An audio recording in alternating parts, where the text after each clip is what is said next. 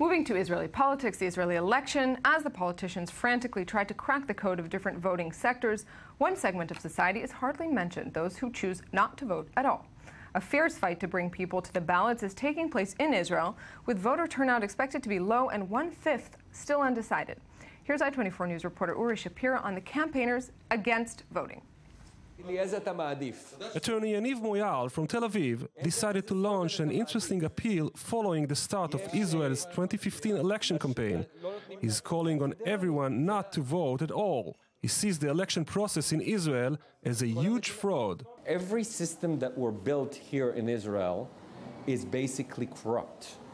Moyal is not alone. According to the Institute of Democracy and Electoral Assistance, only 67% of eligible voters cast a ballot in the 2013 elections, higher than the voter turnout in the US, but lower than that in Australia. My goal is less than 50% of the voters.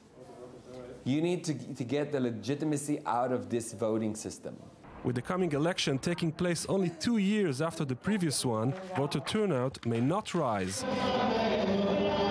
One of the groups choosing not to vote is the anti-Zionist ultra-Orthodox Satmar sect, whose adherents refuse to recognize Israel.